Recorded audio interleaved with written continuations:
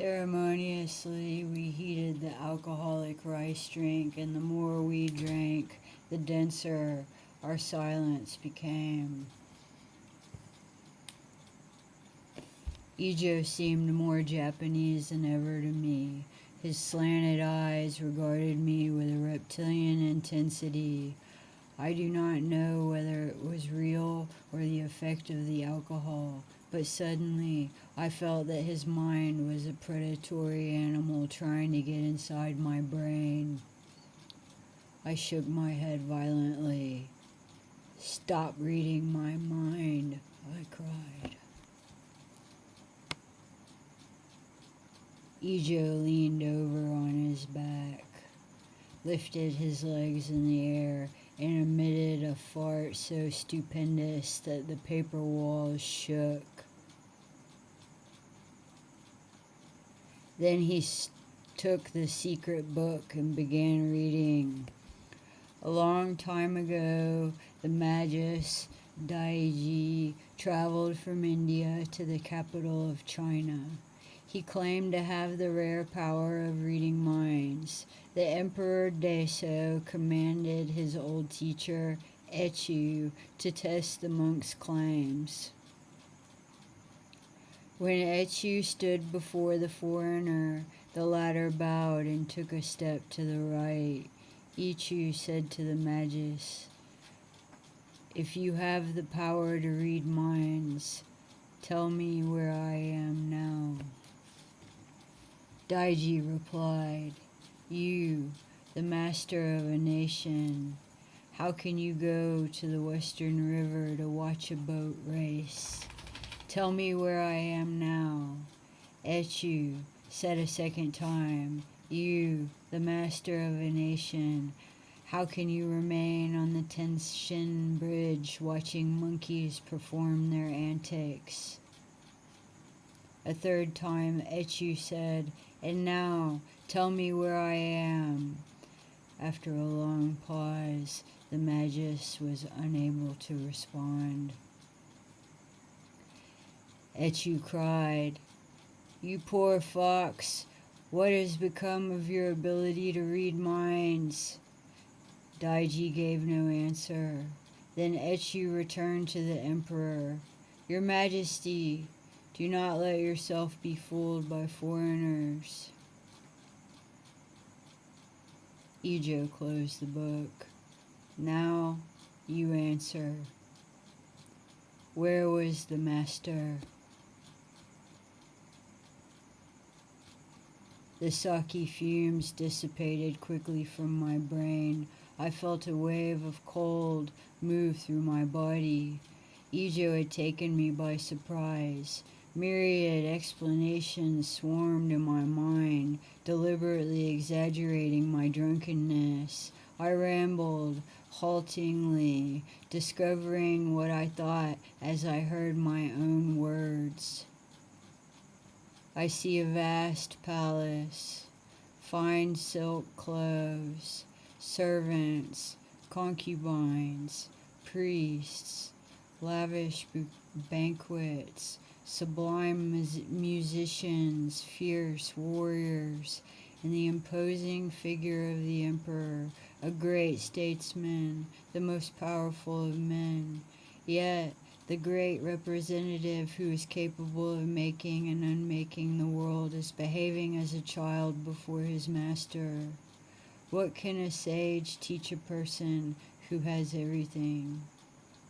Perhaps he can teach him how to die." From the west, the mysterious region where the sun goes down, a Magus arrives. Wearing the dress of a holy man, he is preceded by a reputation so great that he is received by the emperor.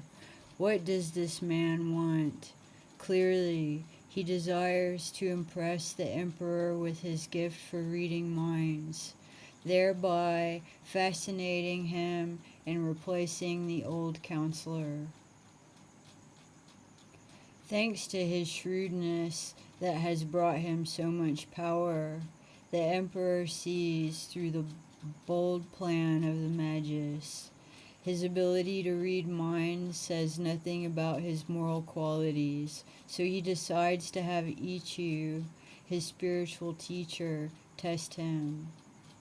This is the first setback for the Magus, to be deprived of direct contact with his intended prey, the Emperor himself.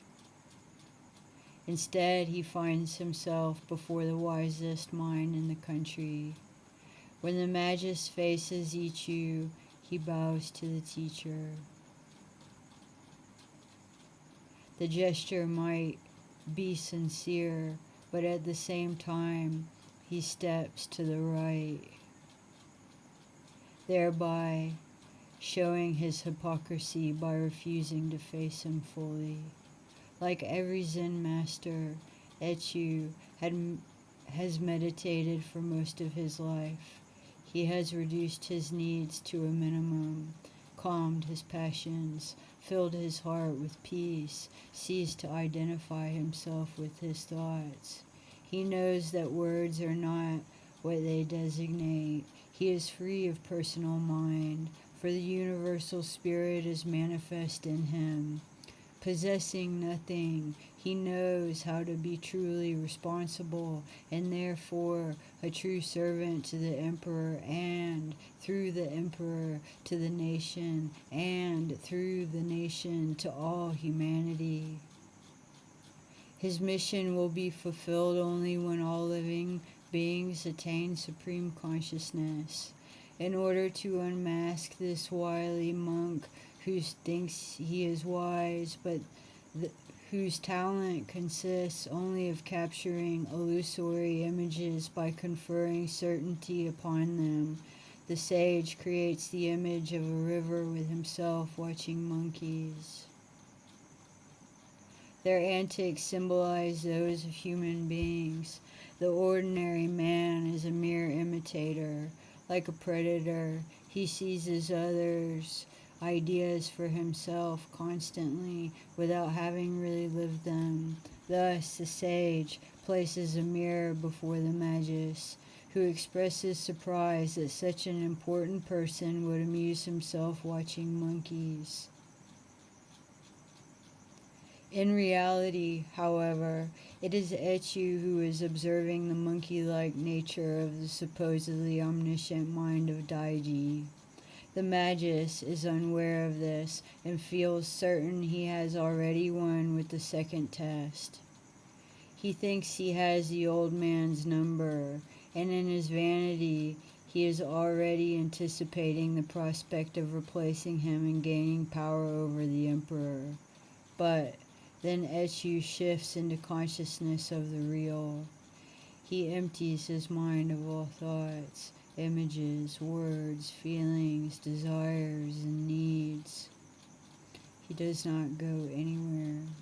He is everywhere and nowhere, all and nothing. The ego is gone. The mirror has vanished.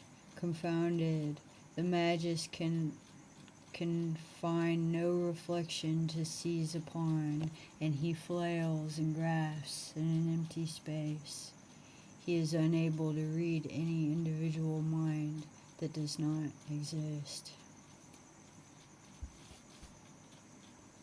Here, I had to stop. This is a trick, Ijo. In asking me where the master has gone, you underestimate me. We do not go anywhere. We are not the self-image that we fabricate. There is no actor who moves with respect to a spectator. Unity excludes all duality, all change of place. Ijo slapped the palm of his hand with his fan. Bravo! You remind me of a giant steamroller demolishing the problem. But what do you say right now? And suddenly he twisted my nose as he asked the last question. I cried out of pain and pushing him away, offended. He looked at me mockingly. If there is no individual existence, who who is it that just cried out and pushed me away?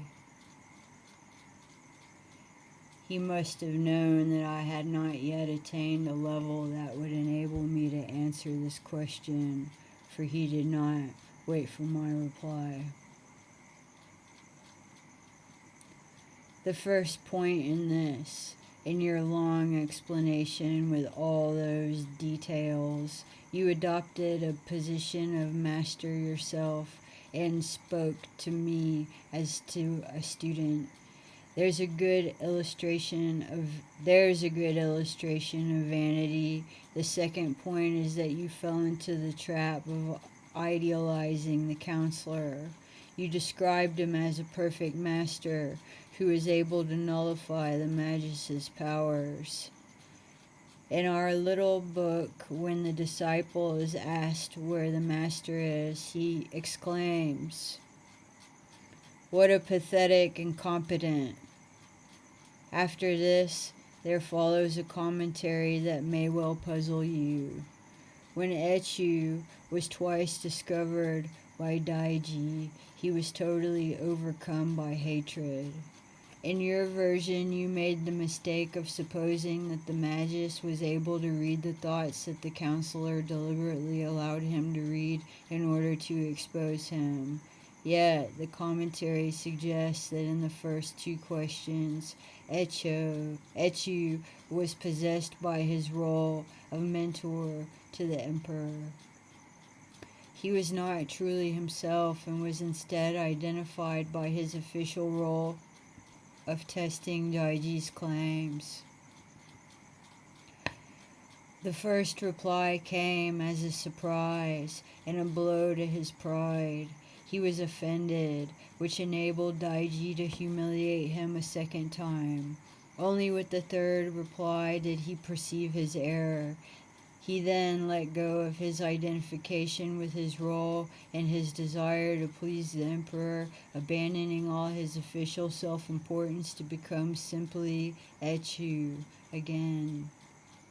This put him in a state of no mind, but this is not some sort of total disappearance.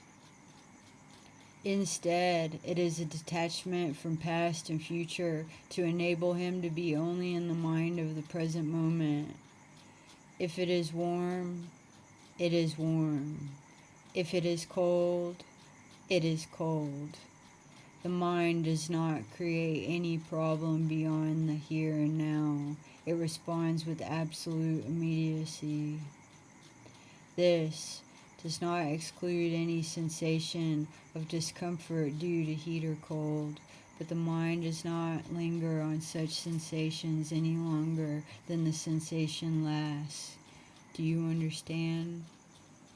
Now, twist my nose. Awkwardly, his nose was rather small. I obliged him.